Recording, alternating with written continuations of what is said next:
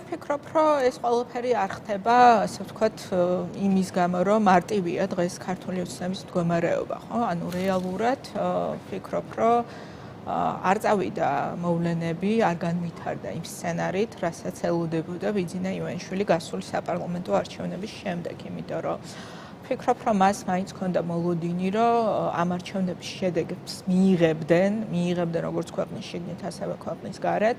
მე არ მგონია, რომ რეალურად ივანიშვილისთვის არის კომფორტული ის მდგომარეობა, რომელშიც დღეს ის არის, როდესაც ის ფაქტიურად ლეგიტიმურ მმართველად ქვეყნის არ ითვლება და შესაბამისად, როდესაც ასე ვთქვათ, ვითარება არ არის მომგებიანი და ამას ემატება ზემოდან ის ეკონომიკური პრობლემები, რომელიც დაწყებულია და წინ მხოლოდ დამძიმება გველოდება, რა თქმა უნდა, იქ, ასე ვთქვათ, მართველი გუნდის შიგნით დაიწყო პროცესები, რასაც ქვია, ასე ვთქვათ, დამნაშავეების მოძებნაც ერთის მხრივ, ხო, ანუ გადაბრალება ერთმანეთის წინააღმდეგ სხვადასხვა კლანების ბრძოლა.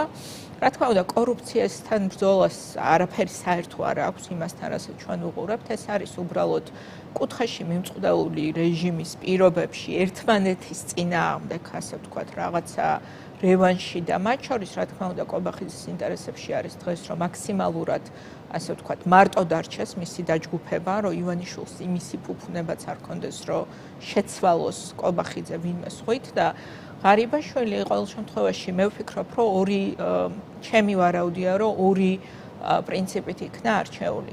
ერთი ეს არის ის, რომ ყოველ შემთხვევაში მე რაც მახსოვს გამოკითხვები, მას ჰქონდა ერთ-ერთი ყველაზე მაღალი რეიტინგი ქართული ოცნების მომხრეებს შორის.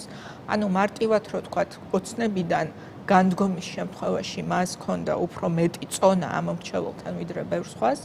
და ასევე ჩემთვის ყოველ შემთხვევაში, რამდენადაც ჩემი წყაროებით არის ცნობილი, მას დასავლელ პარტნიორებთან ურთიერთობაში ხშირად გამოუხატავს საკუთარი დისკომფორტი იმ საგარეო პოლიტიკური კურსით, რომელიც ძალიან ღიად უკვე ამ ქვეყანას აშორებს დასავლეთს და ბედავდა ამას, რომ დისკომფორტი გამოიხატა. მე როგორც ვიცი, პირველი განრისხება მის მიმართ ივანიშვილის სწორედ ამან გამოიწვია, რომ მან რაღაცნაირად მიანიშნა, რომ ეს იყო ივანიშვილის პოლიტიკა და არა მისი არჩევანი. სალომე, თუ გაქვთ ინფორმაცია, ალბათ ეს საგარეო, ასე ვთქვათ, კონტაქტებში. ელჩების დონეზე თუ რამე ვიზიტებისას შეხვედრებს. მე რა ინფორმაციაც მაქვს მნიშვნელოვან დონეზე და მეორე მნიშვნელოვანი ასევე პირი, რომელიც დაპატიმრებული იქნა ლილუაშვილი.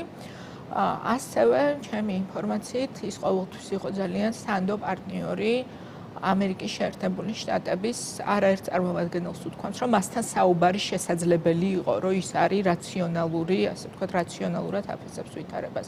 ანუ რა მინდა ვთქვა, თუ კობახიძის იმიჯი დასავლეთში არის, რომ ეს ადამიანი უბრალოდ შეურაცხადია, ხო? ანუ მასთან საუბარს აზრი არ აქვს და ეს დასავლეთის სიძულვილი, რასაც ის ასხივებს, არის რაღაცნაირად ორგანული, ესე ვიტყოდი. მე მგონია, რომ მათ შორის ოცნების შიგნით რუსეთის შესაძლოა, ასე ვთქვათ, რაღაცა რეკომენდაციითაც მიდის მათ შორის წმენდა იმგვარი, რომ რუსეთს ჰქონდა სრული კონტროლი და არანაირი, ასე ვთქვათ, ელემენტები არ დარჩეს რეჟიმში, რომელსაც ერთი წუთით მაინც აქვს შეკითხვა თავში უნდა ემორჩილებოდეს თუ არა ის რუსეთის ინსტრუქციას ჩვენი ქვეყნის სუვერენობის. აი, მან შეგედავებოდი, თუმცა უსაგნოდ მიმაჩნია ეხა ჩემი და თქვენი კამათი ღარიბაშვილის თემაზე, მაგრამ შეგედავებოდით იმაში, რომ ირაკლი ღარიბაშვილი შეიძლება თავის თავში მაინც გაევლო, რომ აი იქ რაღაც მთლად კარგად არ მიდის დასავლეთთან ურთიერთობაში, იმიტომ რომ ირაკლი ღარიბაშვილი თავისი რიტორიკით და თავისი წარმოუდგენელი მორჩილებით, რომელიც ასრულებდა ყველა ფერს, რაც სურდა მის უფროს, ხო? მე ვიცი მხოლოდ მე არ ვიცი ლილუაშვილზე თქვენ რადგან საუბრობთ, რომ გეუბნებოდი, რომ მასთან შეიძლება საუბარი, მე არ მაქვს ლილუაშვილთან დაკავშირებით დაუშვათ იგი მაგ ტიპის ინფორმაცია, მაგრამ ღარიბაშვილი იყო ყურმოჭრილი, ერთგული. მე არ ვიცი მას, მე არ გონია, რომ ღარიბაშვილს რა მისჯერა ზოგადად ცხოვრებაში გარდა იმის, რომ თუმცა მე მაქვს ასეთი ინფორმაცია, რომ მას დაფიქსირებული აქვს ესეთი პოზიცია, რომ ის მისთვის იყო დისკომფორტი, განსაკუთრებით ანტიამერიკული რიტორიკა და ანტიამერიკული პოლიტიკა. საინტერესოა ხარ, რასაც თქვენ ამბობთ, იმიტომ რომ მაგალითად კვირიკაშვილის მოხსნის წინაპირობა ეს ოფიციალურად არავის უთქვამს, მაგრამ ეს ძალიან სარწმუნო ინფორმაცია იყო სწორედ მისი უცხოელებთან კავშირი და ეჭვიანობა, სწორედ კვირიკაშვილის მოხსნა გადაწყდა მისი კონტაქტების გამო ჩვენ საერთაშორისო პარტნიორებთან, მაგრამ აი ღარიბაშვილის შემთხვევაში არ ვიცი, მე ამიტომ არაუდრ მოვთქვავ, მაგრამ გარდა ამისა ვფიქრობ, რომ საკმაოდ ბანალური. მე მგონია, რომ ეს ყველაფერი, რასაც ჩვენ ახლა ვუყურებთ, ეს არის ერთგვარი რაღაც ესეთი შოუ, რომელიც დადგეს ხალხის სანახავად, მაგრამ ჩვენ ხო რეალურად არც მე და არც თქვენ. ანუ შოუ, რომელიც რაზე მეწყვილებს, რომ კორუფციაში იხჩობოდა პრემიერიდან დაწყებული სუსის უფროსი დამთავრებული ყველა იმ დონეზე, რომ უცხოელი ბიზნესმენისგან მილიონს იღებდა ქრთამად. ეს რა შოუა, რაზეა გათვლილი? შოუ მარტივი არის სინამდვილეში ამისი მიზანი რა არის, იმიტომ რომ როდესაც ავტოკრატიული რეჟიმი ემწყდება, ასე ვთქვათ, კუთხეში, იქ აუცილებლად უნდა იყვნენ დამნაშავეები, ხო? ანუ დამნაშავეები უნდა დაისაჯონ. ეს დამნაშავეები არიან, რა თქმა უნდა, პირველ რიგში, არ ვიცი, რაღაც გლობალური ომის პარტია, თუ deep state-ი, ოპოზიცია და არ ვიცი, დამოუკიდებელი მედია, მაგრამ ასევე მათ რიგებშიც, ხო? ანუ ეს არის მტრის ხატის ძებნა, რომ ყველას, ასე ვთქვათ, შესთავაზონ, მათ შორის საკუთარ ამორჩეულსაც უთხრან, რომ აი ჩვენ ესეთი პრინციპულები ვართ, რომ ჩვენს რიგებშიც ვებრძვით, ასე ვთქვათ, რაღაც, ხო? ასე და მათ შორის, როდესაც ხდება ავტოკრატიულ ყველა სისტემაში, ისტორიულად შეხედო არა მხოლოდ ჩვენს ქვეყანაში, კორუფციასთან ბრძოლა არის საყვარელი თემა, ასე ვთქვათ, საყვარელი, ასე ვთქვათ, მოტივი, რომლითაც ხდება უკვე ავტოკრატიული რეჟიმის შიგნით ხელისუფლების კიდევ უფრო მეტი კონსოლიდაცია. და რა თქმა უნდა, როდესაც შენ თავს სუსტად გრძნობ, კონსოლიდაცია ხელისუფლების, ეს არის ბუნებრივი, ასე ვთქვათ, რეაქცია, ხო? ანუ თუ რეჟიმი გრძნობს თავს დარტყმის ქვეშ, ის ცდილობს, რომ უფრო შეკრას საკუთარი რიგები. აქ ამ თვალსაზრისით მე ვფიქრობ, რომ მათ შორის ამ პროცესებს უყურებთ ჩვენ ქართული. მაგრამ აი ნახეთ სალომე, ვიდრე თქვენ შემოხვიდოდით წეღამ თქვი კიდეც, რომ რაღაცნაირად უკვე გაიშიფრა ოცნების მოძრაობის წესები. ანუ დაიჭერენ თავის რომელიღაც მსხვილს ფიგურას, მეორე ნაბიჯი არის ოპოზიციას. დაიჭერენ კიდე ვიღაც ნამინისტრალს, ახალ საქმეს აღძრავენ ოპოზიციის წინააღმდეგ და ეხლა ჩვენ რა რეალობაში ვართ, ანუ ერთის მხრივ წარმოსადგენად ხო რაღაცნაირად ძალიან უცნაური იყო, რომ მაგალითად რუსთავის ციხეში ერთმანეთის გვერდით შეიძლება სააკაშვილი და ღარიბაშვილი მსხდარი იყვნენ, ხო? მაგრამ პარალელურად, როცა ის იჭერს ღარიბაშვილს, იჭერს ლილუაშვილს, დასაჭერად აქვს ოპოზიციის ბევრ ლიდერს საქმე და მათაც ვინც ციხეში არიან, მათ შორის ლელოს ლიდერები, მაგალითად მამუკა ბადრი, უკვე გარეთ გამოსულ ზურა ჯაფარიძეს, გიორგი ვაშაძეს, რომელიც ამ კვირის ბოლოს უნდა გამოვიდეს და რომელსაც ეუბნებიან ამ ახალი აღძრული საქმით, რომ შენ ისე უკან შებრუნდები და ასე შემდეგ და ასე შემდეგ. პროცესების როგორ განვითარებას აი დაიწყო წელი.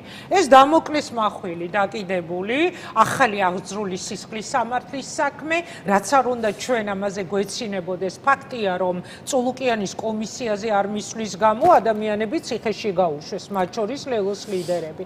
აი როგორ ელოდებით პროცესების განვითარებას? ხო, მე მგონია, რომ სასაცილოა. და აკრძალვა, რომელშიც სარჩელში არის თქვენი პოლიტიკური პარტია. ხო, სინამდვილეში ვითარება არის, რა თქმა უნდა, ქვეყანაში ძალიან მძიმე და ამას რო გრძნობს ხალხი, იმიტომ რომ არ წყდება პროტესტი, ხო, წელიწადზე მეტი, იმიტომ რომ როდესაც ვამბობ, რომ ივანიშვილის სცენარით ვერ მიდის ვითარება, მათ შორის ვერ მიდის ნორმალიზაციას, რაც შეეხება ქვეყნის შიგნით ცხოვრების, არ ხდება ეს ნორმალიზაცია და დღეს ივანიშვილის ამოცანა, რომელსაც ერთადერთი ამოცანა აქვს, რომ ნებისმიერ ფასად შეინარჩუნოს ძალაუფლება, არის ისევ და ისევ ერთმანეთთან კავშირშია, როგორც შიდა კონსოლიდაცია, მათ შორის ეს შიდა რეპრესიები, ასევე გარე რეპრესიების გაგრძელება მარტივი მიზეზით, რომ ამ ქვეყანაში განადგურდეს ოპოზიციური, მთლიანად ოპოზიციური სპექტრი, იმიტომ რომ მოლოდინი იმის, რომ ახლა პარტიებს აკრძალავენ და აქ მიცემენ შესაძლებლობას ვინმე სხვას აღმოცენდეს, მე არ მაქვს პირადად რომ ანუ არანაირი. ხო, კიდეც ვინც გაძლიერდება ისე რომ გავლენის მოხდენა შეიძლება, მე იმათაც აღკრძალავ. ანუ ეს არის ყველაზე კარგი აღიარება რეალურად პარტიების ეს აკრძალვის და ოპოზიციონერი პოლიტიკოსების რეპრესიების კიდევ უფრო გაღრმავება, ეს არის ყველაზე თავარი აღიარება იმის, რომ ეს არის ბანკროტი ხელისუფლება, დემოკრატიულად გაბანკროტებული. ანუ მათ წააგეს რეალურად 2024 წლის არჩევნები, თვითონაც ხო იციან, რომ წააგეს. მათ იციან, რომ არანაირი შანსი არ აქვს არჩევნების მოგების. ნუ სამწუხაროა, რომ კიდევ ერთხელ აღარ ვისაუბრებ შეცდომებზე, მაგრამ ნუ რომ ჩვენ გავუშვით შანსი ადგილობრივ არჩევნებზე და საარჩევნო ბოიკოტის გზით მივეცით მათ შესაძლებლობა, რომ ეს არჩევნები ისევ სათავისოდ გამოეყენებინათ, მაგრამ მათ იციან, რომ მათ დემოკრატიული მხარდაჭერა არც თბილისში აქვთ, არც სხვა დიდ ქალაქებში აქვთ და არც საქართველოში არ აქვთ და წინ ელოდებათ მხოლოდ და მხოლოდ დამძიმება საკუთარი ვითარების, იმიტომ რომ მათ შორის ყველაფერს სხვას რო თავი დავანებოდა, რომ ვთქვათ, რომ არის მოქალაქე, რომელსაც არ ადარდებს, არ ვიცი, ევროკავშირში გაწევრიანება, ხო, მაგალითად, ან არ ადარდებს დამოუკიდებელი მართლმსაჯულება ან რამე სხვა. ყველა ადამიანს, ვინც ამ ქვეყანაში ცხოვრობს, ადარდებს, რომ მიდის საყიდლებზე, მას მისი ბიუჯეტი, ასე ვთქვათ, რაზე ყოფნის და გამოვიდა ყობახიძე და ფასებზე გვითხრა, რომ თურმე ეხლა აღმოაჩინა ოცნებამ და მათმა ამჟამინდელმა პრემიერმა, რომ ძალიან ძვირია პროდუქტები, რომ ძალიან ძვირია ცხოვრება. ანუ რეალურად ამ ხელისუფლებას სვლები აღარ რჩება, იმიტომ რომ აი მე არ გამიკვირდება, რომ ფასებთან ბრძოლის რაღაცა აი ამ კომისიამ და არ ვიცი მე პოლიციის ძალით, ესე იგი რაღაცა გამოაცხადა, რომ ეხლა ფასებს დაარეგულირებენ, მაგრამ რეალობა ხო ის არის, რომ ვერ დაარეგულირებენ ვერაფერს და ფასების ზრდა გაგრძელდება ამ ქვეყანაში. ანუ მათი ტყუილების, ასე ვთქვათ, რაღაცა არეალი მიუხედავად იმისა, რომ ამაზე არიან მთლიანად აგებული ხელისუფლება, რომელსაც არ აქვს რეალურად ბერკეტები ქვეყნის, მათ შორის ეკონომიკის მართვის, ეს სივრცე, რომელშიც მან შეიძლება გააგრძელოს მოქალაქის მოტყუება, ცოტაა ეს სივრცე, ხო? იმიტომ რომ შექმნეს რაღაც კომისია, ალბათ რაღაცა PR აქციებს ჩაატარებენ ამასთან დაკავშირებით, თუმცა გარანტირებულად გეტყვით, რომ დღევანდელი ეკონომიკური და საფინანსო საკრედიტო პოლიტიკის პირობებში ჩვენს ქვეყანაში სამწუხაროდ ფასების ზრდა არ ასე ვთქვათ, ეს ტენდენცია ვერ შეჩერდება. და ის ბიზნესიც მათი შემომწირველია, ვის ბიზნესზეც ისინი რეალურად საუბრობენ, ანუ ამ ძვირ ცხოვრებაზე, ამ ფასების კონტექსტში. ეს არის ბიზნესები, რომლებიც არიან სწორედ ქართული ოცნების გამაძლიერებლები ფინანსური. ბიზნესი არაფერ შუაში არ არის, ფასების ზრდასთან შეუძლიათ მოიკითხონ, თურნავა შეუძლიათ კითხონ ბანკის საქართველოს ცენტრალური ბანკის ასე ვთქვათ კომპეტენცია არის თავიდან. ამიტომ ამბობ, რომ სისულელეა ეს ყველაფერი და რესურსი მათ შორის საკუთარი მოქალაქეების და საკუთარი ამომრჩევლების პირველ რიგში ეს არის ძალიან მნიშვნელოვანი, რომ ხშირად ვთქვათ, რომ საკუთარ ამომრჩეველს ატყუებს ეს ხალხი ყველაზე მეტად, ხო? იმიტომ რომ საკუთარ ამომრჩეველს ფიქრობენ რა უთხრან, რომ ფასები იზრდება და თქვენს რომ ეხლა კომისია შევქმნით. ოღონდ ეს ფასი მაინც გაიზრდება მათი ამომრჩევლისთვის და მათი შემოსავალი ისევ გაუფასურდება. მათ შორის, როდესაც დაიწყეს ეს ველური თავდასხმა ევროკავშირზე, რატო? იმიტომ რომ უახლოეს მომავალში დიპლომატიურ პასპორტებს უკვე შეუჩერდება უვიზო მიმოსვლა და გაიცათ თუ არაფერი არ შეიცვალა 2026 წლის განმავლობაში სამწუხარო რეალობა ის არის, რომ შეიძლება უვიზო მიმოსვლის შეჩერების საკითხი დადგეს დღის წესრიგში. ამაზე პასუხი მათი ის კი არ არის, რომ რა უნდა გავაკეთოთ და ძალიან მარტივ რამეებს ითხოვენ სხვა შორის იმისთვის, რომ არ დავკარგოთ უვიზო მიმოსვლა, კონკრეტული ჩამონათვალი არის ნაბიჯების, რაც უნდა გადაიდგას. არა, ჩვენ ახლა გავაასმაგებთ ანტიევროპულ რაღაცა პროპაგანდას, თუმცა რა პროპაგანდაც არ უნდა წარმართოს ამ ხელისუფლება, რომელიც უკვე დისკრედიტირებულია დიდ უმრავლესობაში საქართველოს მოქალაქეების. გადარწმუნება საქართველოს მოქალაქის, რომ თურმე არაფერში არ ჭირდება პასპორტი, რომელიც დღეს ბევრად უფრო ღირებულია, იმიტომ რომ გაძლევს უვიზოთ მოგზაურობის შესაძლებლობას ევროკავშირის წევრ ქვეყნებში, რომ ეს პასპორტი რომ გაგიუფასურდება ხვალ და მოგიწევს უზარმაზარ რიგში დგომა და ან მიიღებს ვიზას, ან ვერა და უმრავლესობა ვერ მიიღებს, იმიტომ რომ ევროკავშირი კიდევ უფრო ამკაცრებს ვიზების გაცემის პოლიტიკას, დაარწმუნო ვინმე რომ ეს არის კარგი მისთვის, ძალიან ძნელია. ამიტომ მე ისე თქვა მინდა რომ ასე ვთქვათ, არეალი ტყუილების და მათი პროპაგანდის სულ უფრო და უფრო ვიწრო რჩება და ამიტომ ამათი გათვლა არის ერთადერთი, რომ უნდა გაძლიერდეს რეპრესიები, იმიტომ რომ რეპრესიული გზით ქვეყნის მართვა ეს არის ერთადერთი, რაც ძალაუფლებას შენარჩუნების შანსს აძლევს. ოპოზიციის ლიდერების ახალწრეზე დაპატიმრებები დაიწყება. რეალურად მაინტერესებს, ანუ მათ შორის მაინტერესებს ელოდებით რომ აკრძალავენ დღეს აი დღევანდელი მოცემულობა რაზე მიანიშნებს, იმიტომ რომ ახალი წელი დაიწყო, ახალი 2026 წელი დაიწყო. ეს ან იქნება გარდამტეხი წელი ცვლილებებისთვის, ან შესაძლებელია ძალიან გახანგრძლივდეს მათი თუნდაც ძალით ყოფნა ქვეყნის სათავეში, ხო? იცით რა, ახლა მე არ ვიცი, ამ ხელისუფლებისგან ყველაფერი არის მოსალოდნელი. მათ შორის ვფიქრობ, რომ მე მაინც ვხედავ, რომ ამ ხელისუფლებას და კონკრეტულად ხელისუფლებას საუბარს აზრი არ აქვს ბიძინა ივანიშვილს. საკმაოდ ვფიქრობ, ფრთხილი დამოკიდებულება აქვს დღევანდელი ამერიკის ადმინისტრაციასთან მიმართებაში, რაც ჩემი აზრით დადასტურდა ძალიან კარგად, როდესაც მოვისმინეთ რა იყო მათი პროპაგანდა ვენესუელაში განვითარებულ მოვლენებთან დაკავშირებით. ამიტომ ვფიქრობ, რომ დღეს ბევრი რამე არის ასევე დამოკიდებული იმაზე, თუ რა პოლიტიკა იქნება ტრამპის ადმინისტრაციას. უნდა ვთქვათ, გულწრფელად უნდა უთხრათ ჩვენს მოქალაქეებს, რომლებსაც აქვთ უფლება, რომ ის იცოდნენ, იმიტომ რომ მათ სასიცოცხლო ინტერესებს უკავშირდება, იმიტომ რომ დღეს ვხედავთ მსოფლიოში რა ხდება, საქართველოს პირველი რიგის გამოწვევა ნამდვილად არ არის ამ ადმინისტრაციისთვის. და დღეს რაღაცა გამოკვეთილი, ასე ვთქვათ, პოლიტიკა, გარდა იმისა, რომ სანქციები ბიძინა ივანიშვილის წინააღმდეგ რჩება დღის წესრიგში, გარდა იმისა, რომ არანაირი აღიარება ამ რეჟიმის არ არის და პოლიტიკური კონტაქტები არ შემდგარა, კვეთრად გამოკვეთილი, ასე ვთქვათ, რაიმე ახალი პოლიტიკა ჯერჯერობით არ ჩანს. ამიტომ ვფიქრობ, რომ ძალიან ბევრი რამე იქნება დამოკიდებული მათ შორის ტრამპის ადმინისტრაციის პოლიტიკაზე, იმიტომ რომ ცალსახად მას აქვს ბევრად მეტი ზეგავლენა ამ შემთხვევაში ივანიშვილის რეჟიმს გულისხმობ, თუმცა ამის პარალელურად, რეალობა ის არის, რომ საქართველოს მოქალაქეებმა დღევანდელი მოცემულობით ჩვენ უკვე, ასე ვთქვათ, ვართ მიღმა ევროკავშირში გაწევრიანების პროცესის, ეს პროცესი უკვე შეჩერდა, ეს არის ერთადერთი მიღწევა ამ რეჟიმის და ჩვენ ამან დაგვტოვა ბევრად უფრო დაუცველი, იმიტომ რომ დაგვტოვა იმ მდგომარეობაში რაშიც ვართ ეხლა?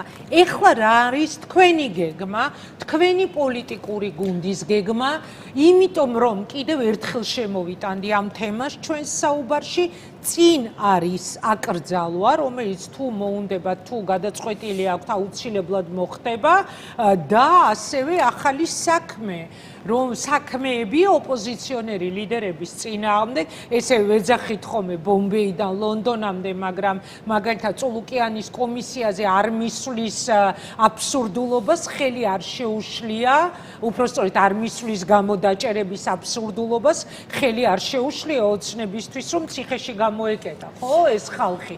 რომ შესაძლებელია აი ამ ახალი საქმეების ფარგლებში დაიწყოს ხელახალწრეზე ოპოზიციონერების დაპატიმრება. ანუ ერთია, რასაც ჩვენ ვხედავთ საკუთარ წიაღში, რასაც აკეთებენ ძველი მთავარი ფიგურების გამოკეტვა საქმეებში და მეორეა პერსპექტივა, რომელიც გელოდება. თქვენი ხედვა აი ამ წელს როგორ უნდა იყოს ბრძოლაში, როგორ უნდა დადგეს გამარჯვება? ახლა მე პირველ რიგში მგონია, რომ რის თქმაც მინდოდა და ახლა ვიტყვი, იცით რა, რამდენი პოლიტიკური ლიდერიც არ უნდა გამოკეტონ ციხეში და რამდენი პარტიაც არ უნდა აკრძალონ, თავარი ხო რა არის? თავარი არის ის, რომ ეს არის ხელისუფლება, რომელსაც აღარ აქვს ხალხის მხარდაჭერა. ეს არის თავარი და ამ ხალხს ციხეში ვერ გამოკეტავს ბიძინა ივანიშვილი, მე ვგულისხმობ ასობით ათას საქართველოს მოქალაქეს, რომელსაც უნდა სხვა მომავალი საკუთარი ქვეყნისთვის და არის ჯერა, რომ ის რასაც დღეს ივანიშვილის თავაზობს, არის ამ ქვეყნის საუკეთესო ინტერესებში. ამ ადამიანების რაოდენობა იზრდება, ეხლა მე და თქვენ რო ვლაპარაკობთ, იზრდება, ხვალაც გაიზრდება და ზეგაც გაიზრდება და მათ ივანიშვილი ციხეში საქართველოს ასობით ათას და მილიონობით მოქალაქეს ვერ ჩასვავს. ამიტომ მთავარი აქ ჩემი აზრით, რაც არ უნდა მოხდეს, ხო, პარტიებთან მიმართებაში და მე ველოდები ყველაზე უარეს, ასე ვთქვათ, სცენარებსაც, რომ შეიძლება პარტიებიც აკრძალონ, შეიძლება პოლიტიკოსები ან ასე ვთქვათ, ციხის მუქარით აიძულონ, რომ გავიდნენ პოლიტიკური პროცესიდან, ან წავიდნენ ქვეყნიდან, ან შეეშვან პოლიტიკას, ყველაფერს ველოდები. მაგრამ მთავარი ძალა ამ ბრძოლაში საბოლოოდ არის ის, რომ ხალხს აქვს სურვილი და ჟინი წინააღმდეგობის.